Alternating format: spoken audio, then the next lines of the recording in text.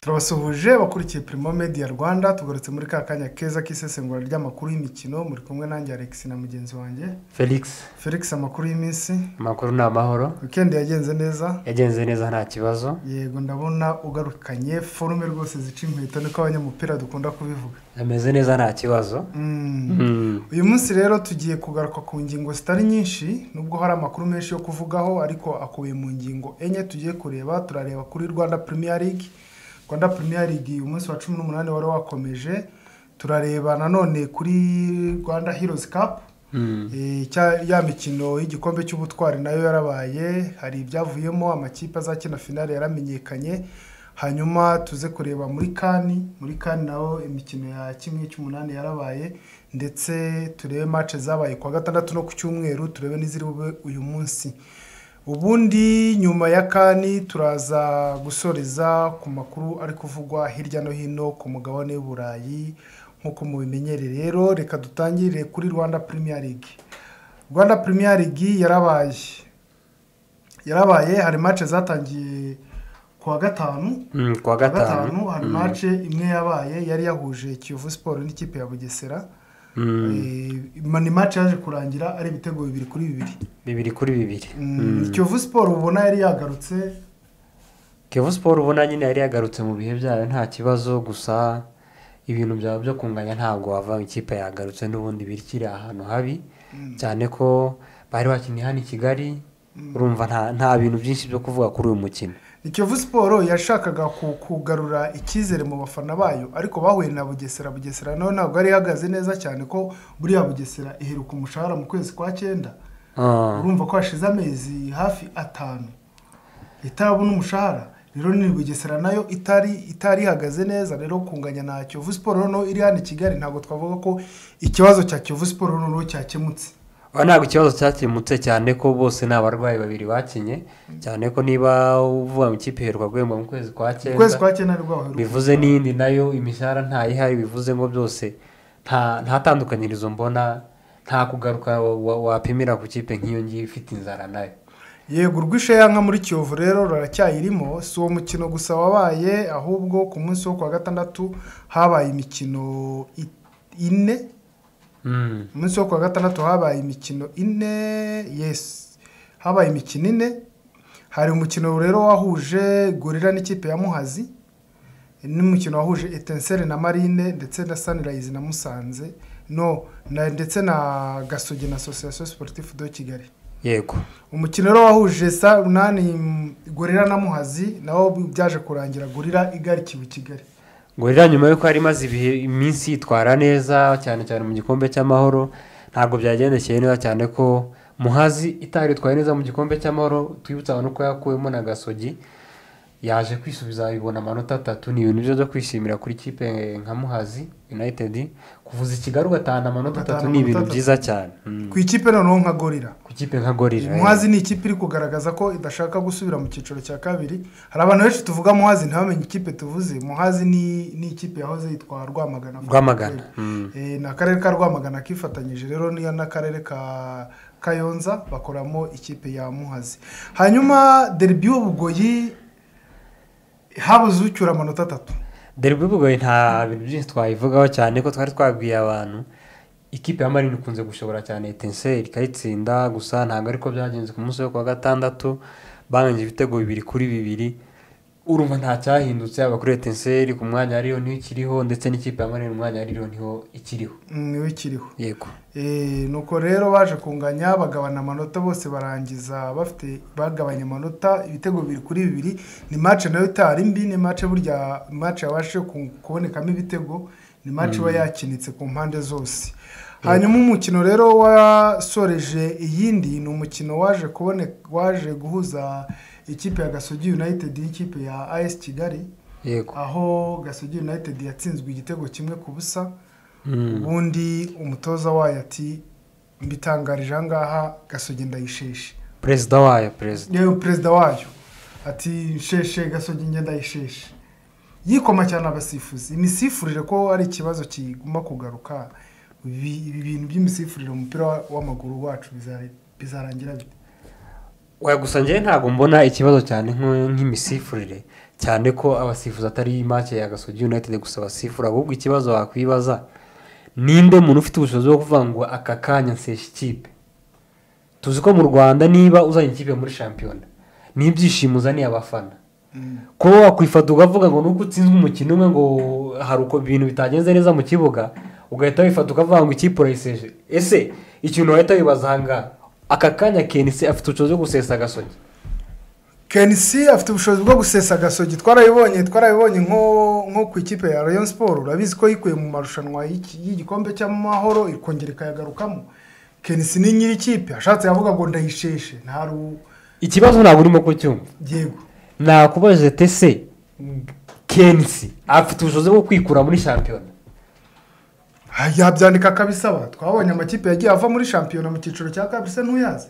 Ngiye nkubwije ukuri ko nta muntu ufite ubushobozi bwo kuvana ikipe muri shampiyona, cyane ko n'ubwo uvuga ikipe ni y'abanyarwanda, n'ibyishimo by'abanyarwanda uba uvanye mu bantu. Niba ari ikipe nka Gasogi United ukaba uzi yuko tuzi yuko mu mujyi wa Kigali hari hasigaye amakipe menshi, ntabwo Kenisi rero afite ubwo bushobozi bwo gukuramo ikipe muri shampiyona. Hanyuma ayivuze se ko yayiburiye ubushobozi bwo kuyitunga, ntabwo yayikura muri shampiyona. Ni ngombwa ko yayigumishamo, kandi abo ngabo yahibyishimo atari bo bayitunga ku buzima bwabo bwa buri munsi. Ngiye ikintu utarimo kumva ni iki, ni ukuvuga Kenisi ni perezida wa Gasogi United, ni kimwe n'uko wavuga ni perezida wa Rayon Sport. Perezida wa Rayon Sport ntabwo yakwifata aka kanya avuga ati ikipe turayiseje. Ariko Kenisi niba naniwe gufata Gasogi United kwishyira muri shampiyona y'ikiciro cya mbere mu Rwanda, nayitanga abandi bantu bayifate. ari oya, ibyo rero birahabanye. Niba Kenisi afite imigabane 100% muri Gasogi United, afite n'uburenganzira bwo kuvuga ngo rero ikipe nyivanyemo ndayijyanye, ntabwo ngishoboye kuyimanaginga mu gukina icyiciro cya mbere. Icyo gihe rero navuga ko adashoboye kumanaginga Gasogi United. Urumva ko ni Gasogi United ntabwo ari Kenisi United. Ni yego bivuze ko Kenisi avuyemo hari abandi bayisigaramo. None se iyi telefone ufite ni yawe? Ni yanjye. Uvuze ngo ntabwo ngishoboye gutunga iyi telefone ndayijugunye, si yawe se nitwe yawe? Haye urimo gutanga ingero zitabaho, izo ngero ntabwo zibaho.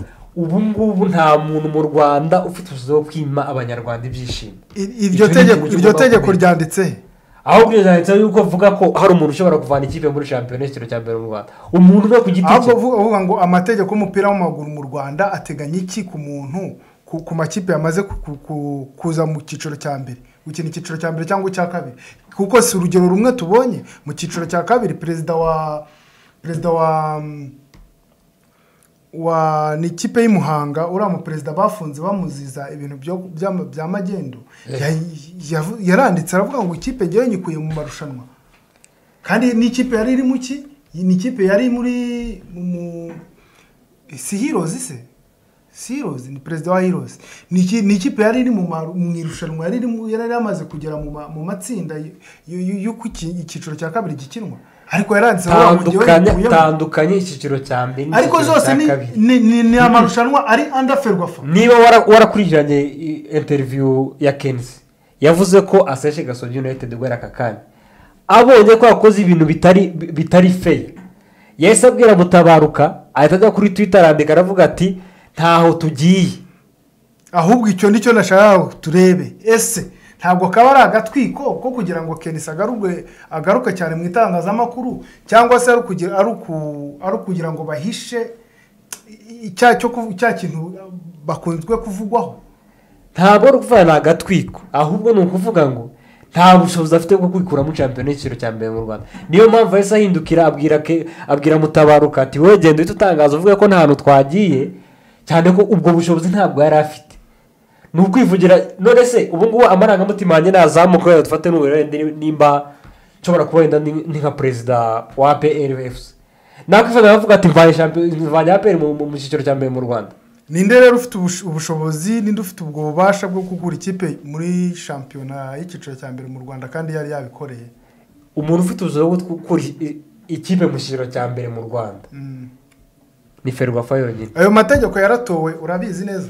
Nge ndabizi neza 100% cyane ko iyo uzanye umushinga nk'uyu nguyu, sibyo, ukavuga ati njye mfite Gasogi United ni ikipe ifite abakinnyi bakuru ikagira abakinnyi batoya ni asosiyasiyo. ntabwo Gasogi United ari asosiyasiyo ni Gasogi Football Club. none se iyo bavuze abafatanyabikorwa ba Gasogi United baravuga ati ni abakunzi, abo bakunzi keka ko nta kintu bafasha Kenisi.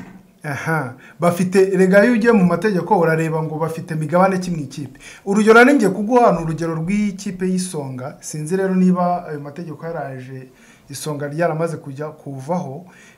Ndibuka mu kiganiro cyo kwa gatanu nibwo twari twaganiriye ku ikipe ya Kiyovu Sport ubwo yari yamanukaga mu cyiciro cya kabiri. yagize gutya ikipe y'Isonga iravuga ngo ntabwo twebwe bitewe n'ibisabwa kugira ngo umuntu akine icyiciro cya kabiri cya mbere ntabwo tubona turi tayari gukina icyiciro cya mbere, turaba twigumiye mu cyiciro cya kabiri n'ubundi.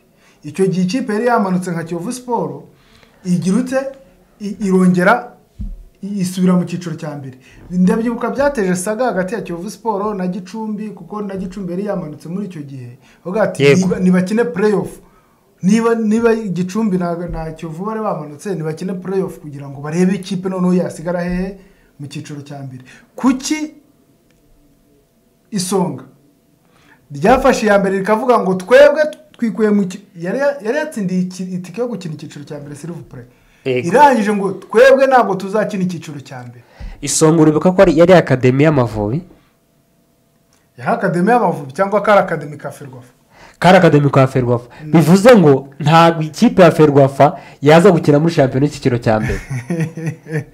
bivuze ngo aho ngaho niho hantu rero uhise witsinda. oya ntabwo ni niba Kiyovu Sport yaprofitiye muri iyo nuza, bivuze ko ni Ferwafa yabikoze, ntabwo ari Kiyovu Sport yabikoze. Ntabwo Kiyovu Sport yakwifata aka kanya uvuye ngo nivanye muri shampiyona. none amategeko ateganya iki ku kipe yivanye mu irushanwa?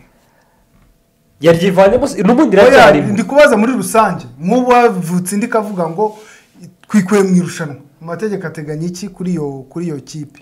ibijyanye n'amategeko ntabwo mbizi neza, gusa hari amategeko ahana. niba wibuka neza hari nk'ikipe muri Afurika yigeze gukora amakosa nk'ayo ngayo yikura mu irushanwa, bayihanye imyaka 3. yego nyine ndabyumva. icyo nari nkubajije ngo amategeko ateganya iki kuri icyo kintu, nuko si iyo kipe ya mbere yikuye mu irushanwa kandi bikavamo bigakunda, ahubwo amategeko areba abande ntareba abande. ngo urugero rw'amakipe akina icyiciro cya kabiri, yego urambwira ngo ayo makipe ngo ntago akina icyiciro cya mbere kandi yose ari under Ferwafa. reka rero tubiharire iminsi gusa, reka tubiharire iminsi. niyo rero mikino yabaye ku munsi wa 18 wa shampiyona. tubibutsa ko indi mikino itarabaye yari guhuza amakipe yari ari gukina Heroes Cup, ari naho tugiye gukomereza ikiganiro cyacu. Heroes Cup rero ku cyumweru yarabaye, match yatangiye saa 9, ikipe ya APR Football Club ihura na Musanze Football Club bakiniye kuri Kigali Pele Stadium. match nta bintu byinshi twavugamo, gusa ni match yagaragayemo penalty kuko bakiranuwe na penalty cyane ko, gusa APR yatsinze igitego cya kabiri basanga ni oruje. ikintu twakwishimira ku misifurire, yani twavugaga hejuru cyane ko imisifurire ni myiza, imisifurire ntabwo ari mibi komtere ku buryo wakwifata ngo ugiye kuvana ikipe muri shampiyona. gusa wari umukino mwiza, gusa hari akandi kantu kagaragayemo katari keza cyane ko igitego Musanze yishyuye. Musanze yatsinze igitego kirenga file, umusifuzi agira ngo umupira wanyuze hanze, yego no ku ruhande agira ngo umupira wagiye hanze, basifura ko ari ukurengura kwa APR. gusa biza kugaragara nyuma ko ishundura zari zacitse. ni fair play yagaragajwe n'umunyezamu wa APR Football Club. yego ko niwe wabwiye umusifuzi ati njye umupira wanciyeho wagiye mu rushundura, gusa no ku rushundura rwacitse. ahubwo tukibaza ko mbere y'uko match itangira abasifuzi bagomba gucekinga inshundura ko zikomeye cyangwa ko ntaho zacitse. kiragiho byo byari byagenze bite kugira ngo umupira uce mu rushundura kandi habanje kubaho checking mbere y'uko match itangira? nkeka ko nawe urebye ntabwo ushobora guhita ubibona n'ubwo wajya gucekinga cyane ko ni akadodo kamwe kari kacize, byaviriyemo kubera umupira wari uremereye uhita utambuka. bivuze ngo rero nta makosa menshi arimo, gusa nyine ikiza ni uko nyine hatabayeho kurengana kubera nyine ako gakosa kabayeho byaje kurangira ikipe ya APR itsinze penaliti 4-3 za Musanze bituma APR itijya kuri finale. Yego byatumye APR rero ijya kuri finale itegereza ikipe yari buve hagati ya Rayon Sport ndetse na Police Football Club, aho iyo match yo yaje kuba ku isaha ya saa 12 nabwo baza kunganya igitego 1-1 bakiranurwa na penalty. Ni umukino wari mwiza cyane ko uyu mukongomani kuri kufura Etse Ruvumbu Nzinga kuri kufura ni ibintu bye rwose. Ngiye kintu naje kubona aho kumuha penalty aho kumuha kufura wamuha penalty afazari kuko nabonye penalty atazi kuzitera cyane. Ni ku bakunzi ba Rayon Sport bakishimira ko Ruvumbu yabona kufura kuruta ko yabona penalty. Gusa nyine n'umukino waje kurangira nabo bawutakaje cyane ko bananiye gutera penalty. Umuzamu wa Polisi yarawafashije cyane bituma bajya kuri finale. Ubwo ku munsi wo kuwa kane tuzongera tubone derby y'umutekano cyane ko ari n'abantu bashinzwe umutekano nibo bazi n'icyo ubutwari cyari cyo. Gusa ubutwari n'ubwo abanyarwanda muri rusange, ariko abo umutekano bo nibo babizi cyane babyumva cyane. Gusa numva ari intambwe nziza kuri Mashami Vincent kuba yabona igikombe. Wenda iki gikombe gitwawe na Mashami Vincent yaba ari no kubaka kariyeri ye muri uyu mwaka, dore ko muri uyu mwaka nta bintu byinshi arakoramo. Yego ko igikombe cya shampiyona agenda twereka ko agenda asubira inyuma, aho twaba twiteze ko ari butsinde wenda akagerageza gukuramo ikinyuranyo cy'amanota ari hagati n'ikipe ya APR Football Club. Siko bigenda. Kwaguza tuzabona umukino mwiza ku munsi wo kuwa kane, tuzaba turi kuri stade hariya twese tuzareba umukino mwiza cyane ko ari amakipe agaragara ko ari muri forme cyane. Ngiye nakunze abakinnyi ba Polisi ntago bacika intege. Oya ntibacika. Barataka barimo uyu Muhajiri warabonye no kuri match yari yabahuje na APR ya shampiyona. N'abakinnyi badacika intege barakomeza bagakora cyane. Ni ikintu cyiza kuri bo bakomereza ngo nge ndabona Polisi hari igikombe ishobora kugitwara Polisi, byo nibigaragara. Hanyuma match zabaye muri weekend mu gihugu cyacu cy'u Rwanda ntabwo twaba tuzisoreje aha tugafata indi ngingo. Twatuzisoreje hanga gusa twibutsa abantu ko ku munsi wo kuwa kane hazabanza habikine finale y'abagore. Yego y'abagore AS Kigali izakina na Rayon Sport. Yego reka rero turebe ibyaranze kandi muri iyi weekend ndetse n'imikino ibuze no kubikomeza kuri uyu munsi. Muri kandi rero ku munsi wo kwa gatandatu ikipe ya Nigeria yari yahuye n'ikipe ya Cameroon, hanyuma ikipe ya Angola ihura n'ikipe ya Namibia. Yego ni imikino yasize Angola iteye intambwe kujya mu kindi cyiciro ijyanyemo na Nigeria. Yego imikino wabonye ute ku ruhande rwawe?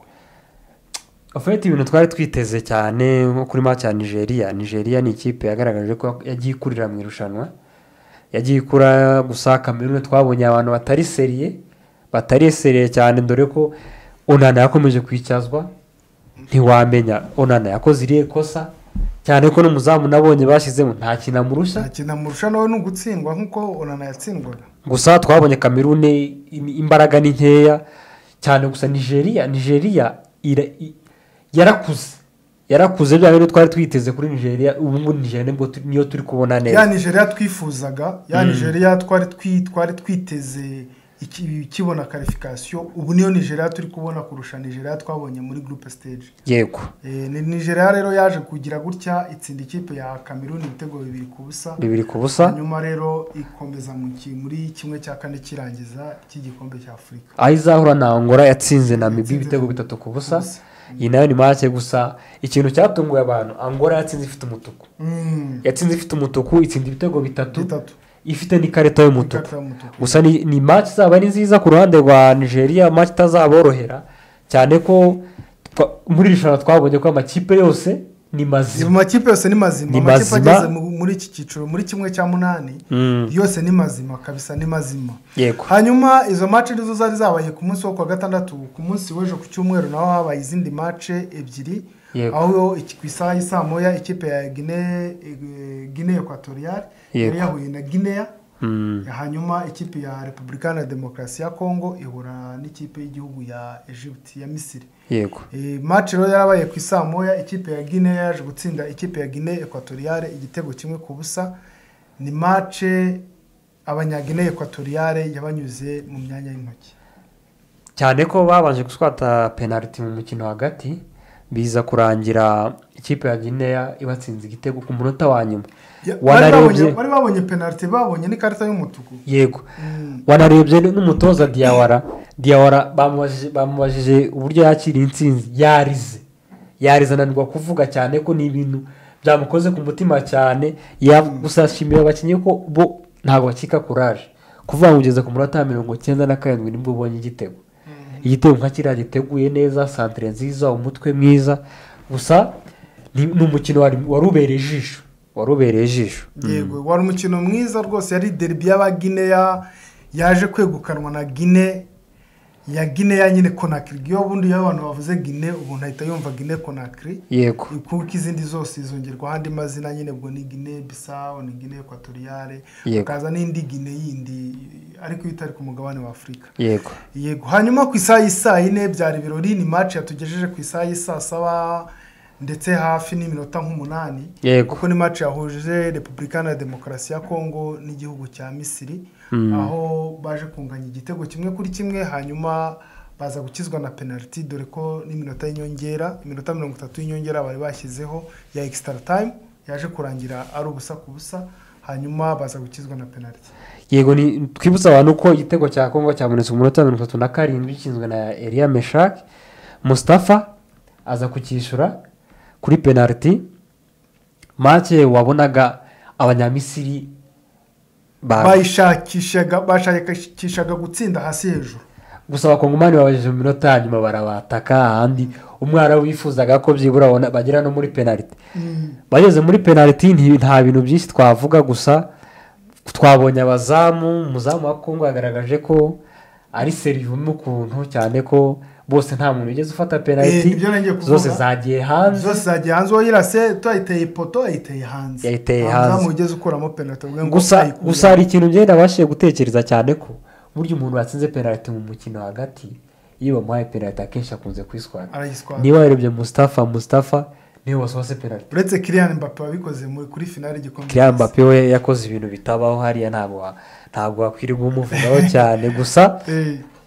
Gusa ikintu twabashije kubona cyo umuntu wagize umukino mwiza iyo wagiye muri penalty biranga. Niba warebye uyu mukongomani wasose penalty Maswaku, yari yagize umukino mwiza, hahandi wavuga niwe ugomba kuba man of the match.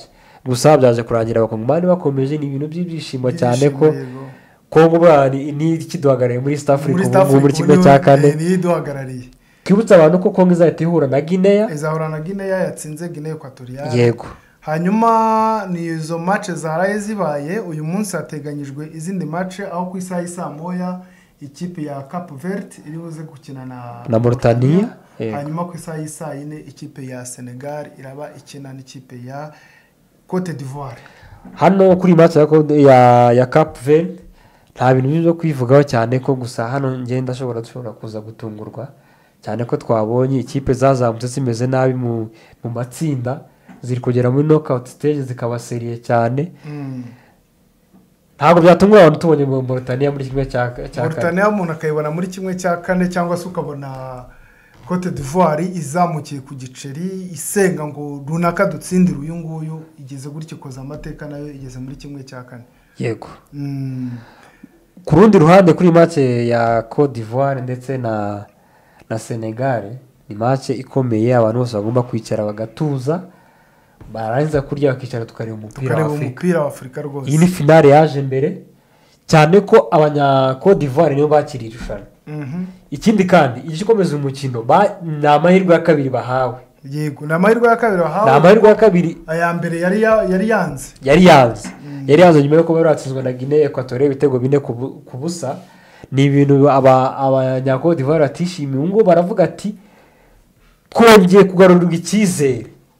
Ni amahirwe ya kabiri tubonye mu buzima, tutagomba gupfisha cyane ko uyu mwataka wa Sebastian Harari yagarutse, arakina uyu munsi. Bakinaga ntayo bafite ubu ngubu barakina bafite typical number 9, ku rundi ruhande rwa Senegal ni ikipe yatweretse ko iri seriye ihozaho gusa yongeye amahirwe menshi ku ruhande rwanjye ndabona Cote d'Ivoire iri bukomeze. Cote d'Ivoire urabona iri bukomeze ushingiye kuri uwo mwataka cyangwa kubera ko ni ikipe yagaruye morale? Ni ikipe yagaruye morale gusa nyine knockout igira ibintu byayo cyane ko ikipe ni gutsinda igitego kimwe kukishyura biraba ikibazo cyane ko urebye kuri iyi match yarabaye ku mugoroba yaba Congo yaba Egypt nta kipe n'imwe zitsinda umukino zanganyije imikino 3 none ijoro zawunganyije bakiswa na penalty gusa kuri Cote d'Ivoire biratandukanye yaratsinzwe mu gihe ku rundi rwa Senegal yo yatsinze gusa bigaragara ko abanya Cote d'Ivoire bakeneye intsinzi cyane ko nabisobanuro bari buze guhereza abafana nibatsindwa kuri uyu munsi. Nta busobanuro ariko n'abafana rega gutsindwa na Senegal ntago ari kimwe no gutsindwa na Guinea yari yabasuzuguye cyane. Senegal gutsinze se ninde wundi ahubwo utakumva ko atatsindwa na Senegal gutsinze nta gitangaza kirimo. Ibyo ngibyo ntago ngiye mbibara. Aka kanya twakirisha nano kuri stade Amahoro tubakina na Senegal ntabwo yahikura harya ubwo u Rwanda twakira cyane yego sibyo Cote d'Ivoire dutsinda Congo twatsinze Cote d'Ivoire igitego tugeze muri kimwe cya kane Congo nayo dutsinda igitego yego igitego biri kuri kimwe harya ubwo ntabwo ari twe twari twakira irushanwa kiragiye ni ibintu byatugezeho gusa Amavubi yari yazamutse mu tsinda ari aya mbere mbese ni ukuvuga ngo naho yari igeze twarabyishimira nibyo rero nanjye mvuga nibyo mvuga ati ahubwo cyari ikibazo iyo Cote d'Ivoire itabona tike yo gukina kimwe cya kane nta bisobanuro y'abanya Cote d'Ivoire bafite gutsinda ahubwo njye nabyumva wenda baba baratomboye nka Mauritania barawe nka Mauritania ikabakuramo ibyo nibyo nari kumva ko wenda nanjye tampa igisobanuro ndi nk'umuturage wa Cote d'Ivoire ariko gukina na Senegal shuti yanjye simbizi. Reka rero iyo mikino tuba tuyisoreje aha ubundi turebe match zabaye ku mugabane w'Uburayi. Yego umugabane w'Uburayi uretse shampiyona y'Abataliyani y'aba Espanyol ndetse n'Abahorandi n'Abadage zakomeje mu Bwongereza aho bari gukina FA Cup. Yego Bwongereza bari gukina FA Cup ku munsi wo kwa gatanu match zikomeye zabayemo ni ikipe ya Chelsea yanganyije na Aston Villa ubwo bazakina match yindi ya bazakina retour hanyuma ikipe ya Tottenham yaje gukurwamo n'ikipe ya Manchester City. Manchester City yaje yatsinze Tottenham ku gitego kimwe cya Ake yego urabona Manchester City Tottenham yabanje mu ikipe ya mbere ifatika uretse uramu ikinyi wabo w'umunyakoreya y'epfo uri gukina Asian Cup yego ariko Manchester City we yari yaje imeze nk'aho ije gukinisha ikipe ya kabiri. Oya gusa na Man City buriya kenshi ntago biragoye gutandukanya ikipe ya mbere n'iya kabiri gusa umuntu utari urimo ni Haaland ndetse na De Bruyne abandi bose bari bahari ntago ngiye numva ko gusa nyine icyo baba bashaka no kugabanya imikino myinshi kuko abo ngabo nabo bari kuri bench baba barako batsinde cyangwa batsindwe batahe imikino igabanuke cyane ko mu Chelsea niba hiyongera umukino umwe nta kandi kazi kaba kiyongera mu kazi bazakora kandi kazi kiyongera imikino igiye kuba myinshi niyo imikino rero niyo yabaye kwa gatandatu rero match yari ikomeye ni yahuje Fulham na Newcastle. Newcastle yaratsinze Newcastle yaje gutsinda hanyuma indi mikino yabaye ku munsi w'ejo aho ariko ikipe ya Liverpool nayo yaratsinze. Liverpool yarayitsinze ku mugoroba ikipe ya Liverpool yarayitsinze ibitego 5-2 itsinda ikipe ya Norwich hanyuma Manchester United nayo itsinda Newport County ibitego 4-2. Kera kabaye Anthony yongeye kubona mu izamu yatsinze igitego cyane ko kera igitego nawe nagitsinda yakibonye ni ibintu byiza kuri biramuzamurira confidence bituma wenda yazanitwara neza mu mikino iri imbere yazitwara neza. Hanyuma twari tugiye kugenda tutababwiye kuri Asian Cup no bageze muri kimwe cya kane. Uyu munsi rero hari imikino iri bube aho ikipe ya Jordania iza gukina n'ikipe ya Iraq hanyuma ikipe ya Qatar ize gukina n'ikipe ya Palestine. Twibutsa abantu ko Qatar niyo yakira irushanwa gusa ni ibintu bikomeye cyane ahangaha muri Asian Cup ikintu nabashije kubona nta kipe nkuru irimo cyane ko Jordania yazamutse ikonveka Iran yazamutse ifite amanota 9/9, Palestine yazamutse best loser.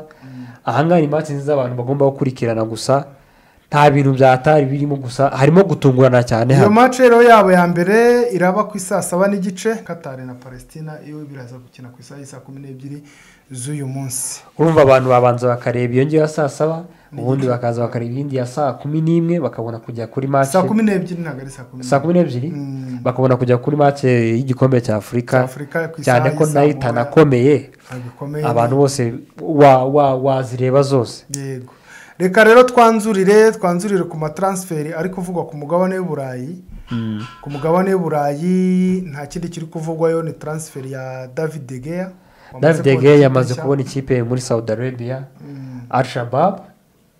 Yamaze no gutwara Ivan Rakitic, bose byamaze kuba confirme. Uyu munya-Croatia ndetse n'umunya-Espagne baraza kwisanga muri ekipe imwe. Gusa iyi kipe ntabwo ikomeye cyane, gusa ni za mbaraga z'amafaranga zikomeje gukora hariya. Niyo mpamvu bano bakinnyi bose bakomeje kugenda. Gusa muri weekend hari ikindi kintu cyazamutse, ibijyanye no gusezera kw'abatoza. Jurgen Klopp yarasezeye, Xavi arasezera. Gusa Xavi we ibintu yakoze numva ko ntago azageza mu kwa 7. Biragoye nagomba kwitwara nk'uko ari kwitwara ubu ngubu, azashobora kutazageza mu kwezi kwa 7.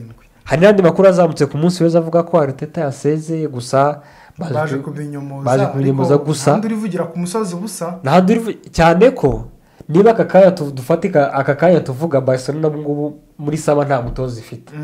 Ni ukuvuga abanya-Espagne bose bumva bifuza kujya muri Barcelona. Yego, niba ibyo biri kuvuga kuri Mikel Arteta bivuga ko kontra izarangirana n'uyu mwaka, bivuze ngo ntago ashaka kongera amasezerano muri Arsenal. Arteta ushobora kuzamubona muri Barcelona, cyane ko niba nakurikirana na interview ya Enrique nawe arasa n'ushaka gusezera muri Paris Saint-Germain. Gusa Barcelona ishobora kuzongera kubona umutoza w'umunya-Espagne. Yego, ku rundi ruhande Liverpool barateganya ko bazamusimbuza uyu mutoza uri gutoza Leverkusen, Xavi Alonso ko ari we ushobora kuzaza gutoza ikipe ya Liverpool. Naho rero twasoreza ahangaha, tugashimira abari badukurikiye kuri Primo Media Rwanda. Yego, kandi nawe reka ngushimire, wakoze cyane. Yego, murakoze, Imana ibarinde.